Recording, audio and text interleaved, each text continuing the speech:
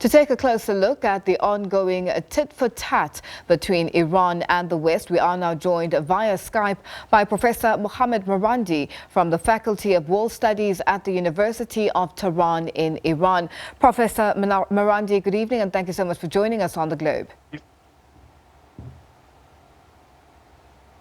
Good evening to you.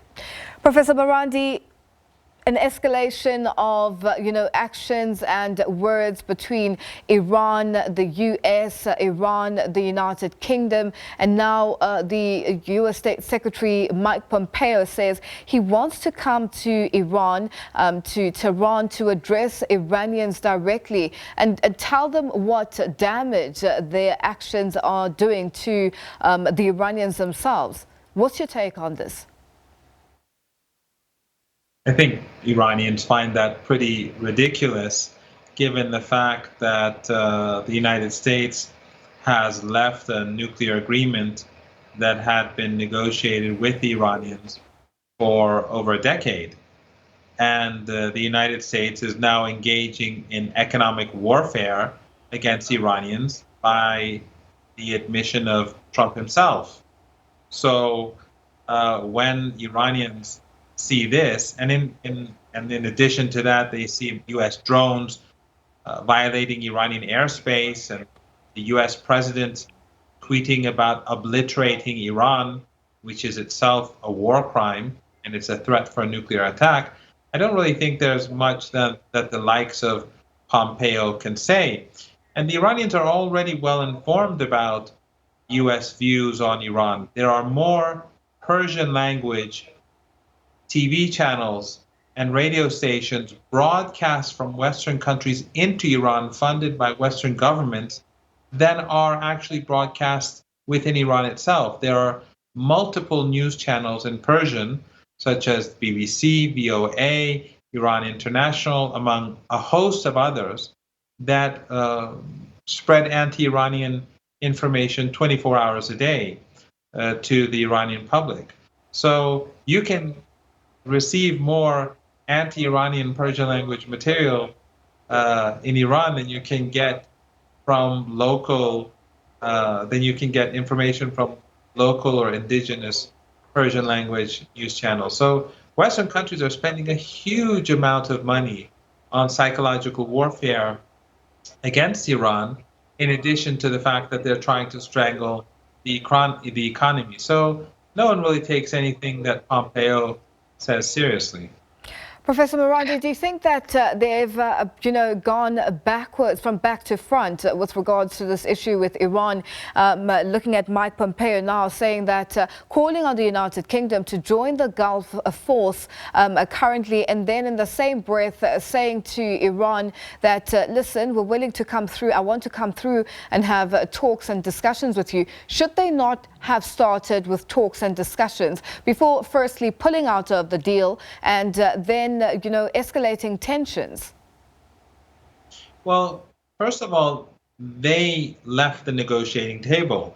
We had a nuclear deal, and the Americans were a part of that nuclear deal. They quit the deal and they left the table. So if they want to negotiate, they shouldn't have left the table in the first place. And now if they want to negotiate again, then they have to accept their commitments within the deal. The Americans can't have their cake and eat it too. They can't disregard their obligations and on the other hand, want negotiations. We can only negotiate with a country that carries out its commitments. Otherwise, what's the point of negotiating? And the United States really, by encouraging the British to send additional forces to the Persian Gulf, is not really threatening Iran because the British doesn't have much of a navy. And the claims by the United States to drown one or two drones is also false. The Iranians have said from day one, show the images of the drones that you've downed or produce the remnants of the drones. When the Iranians downed a $200 million US drone, which costed twice an F-35 with an Iranian-made missile, they showed the pieces because it fell into Iranian waters, because it was violating Iranian airspace. If Iranian drones were indeed so close to American aircraft that they could shoot it down, then obviously they would be able to access the remains of the drones. So the United States knows quite well that its position with regards to Iran is a very, very vulnerable one. It has not downed Iranian drones because it knows that Iran will retaliate, and Iran has already shown its determination to protect its territorial waters, and it will retaliate when the United States or its allies, like the British, try to take Iranian supertankers through piracy. The Iranians retaliate by taking a British tanker. So the Iranians are basically sending a message to the United States, the British, and to Europe that this Eurocentric world where you dictate terms is unacceptable to Iran. Now, Prof, a U.S. defense official has been quoted in U.S. media as saying that, Mr. Pompeo's offer to go to Iran or to address the Iranian people themselves emerged after a Wednesday night test that appeared to be a medium-range ballistic missile. Now, is this the case? Do you think that this is in reaction to that testing of that missile that I think it flew about 680 miles and stayed inside Iran? Well, I think the whole year that has passed has indicated and shown to the United States that Iran is not going to submit. The United States have been engaging in economic warfare against ordinary Iranians for over a year now, trying to make Iranians suffer as much as possible. The American politicians, they have a sort of, they enjoy creating misery for other countries when you look at some of their tweets when it comes to Venezuela or Iran and elsewhere. But they failed, and the Iranian economy has not collapsed. Then they tried to create fear through threatening Iran with obliteration. They sent planes and drones over Iranian airspace to intimidate the country. They've used proxies like the British to carry out acts of piracy and take Iranian ships. They've used every weapon in the book that they felt they could use, short of carrying out war, to intimidate Iran, to humiliate Iran, and they failed. And now they've basically said that Iran must disarm itself, and the Iranians have tested another missile. The Iranian armed forces have taken a British ship in response to the American instigation for the taking of an Iranian ship. So the balance of power has been established, and the United States has not been able to intimidate Iran. So Pompeo obviously would be looking for a way out, but this is not enough for Iran. The United States has to recognize Iran's rights. Now, looking at the United Kingdom and the new Prime Minister, Boris Johnson, not having really been clear or having a stance with regards to the approach that he's going to use with relations with Iran, and looking at the fact that these relations seem to be, soaring in terms of tensions between the United Kingdom and Iran. What do you think his best approach would be with regards to the tensions between the two countries? Well, if the new British Prime Minister was a reasonable person, he would release the tanker that he took at the behest of the Americans. The Americans told him to take the Iranian tanker. And obviously Britain, because of its very poor position right now, because of Brexit, because of its internal crises, and because it is a declining power, wants to get into Trump's good books. Just like before in 2002 and 2003, when Tony Blair wanted to get into the good books of Bush before and during the illegal invasion of Iraq. So Britain is not in a very good position politically. It's even worse than it was in 2002 and 2003. But still, Boris Johnson is not acting, or Theresa May was not acting in the interests of the United Kingdom. The United States does not reward allies. At the end of the day, if the British think they're going to get a sweet deal from the Americans, I think they're badly mistaken. So if they want to play smart, they would seek a solution that is reasonable for Iran, and the Iranians would be willing to reciprocate if they behaved in a normal and sane and reasonable manner. Now, with regards to the international community and looking at the reaction from the EU and them remaining in with that deal with Iran, do you think that there's a possibility that the Western powers, including Iran, will go back to the negotiating table at some point? Well, Iran has always been at the negotiating table. The problem, though, is that these very same European powers, they are in complete violation of the nuclear agreement. The Iranians are the only side that has been carrying out its commitments. The Europeans are in complete violation, but they tell the Iranians that you must stay within the agreement, abide by your commitments, but we can't abide by our commitments. And that, from an Iranian point of view, is very arrogant, that they would violate the deal out of fear of Trump, or because they too want to remain in or be in Trump's good books. Yet they expect Iran to abide by its commitments. The Iranians did this, though. They have abided by their commitments despite European violations, both to give the Europeans a chance to show whether they're sincere or not, and they have so far shown that they are completely insincere, but also to show the international community that this whole situation between Western countries and Iran, in reality, it is the Western countries that have been escalating.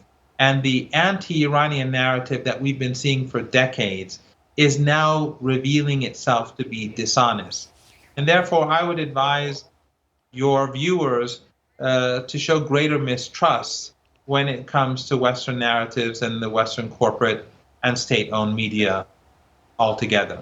Now, Professor Marandi, let's just look at the situation with, for instance, Britain, sending an escort, providing an escort by the HMS Montrose, which is currently Britain's only warship in the Gulf, and which will soon be replaced by a bigger ship, a larger ship, the HMS Duncan. Now, in terms of this, this is being tagged by the Royal Navy, or tasked by the Royal Navy to give escort, to give support to any British flagged ships. And on the other hand, the US has also sort of done the same thing. What does this mean for economic trade within the Gulf and the rest of the world?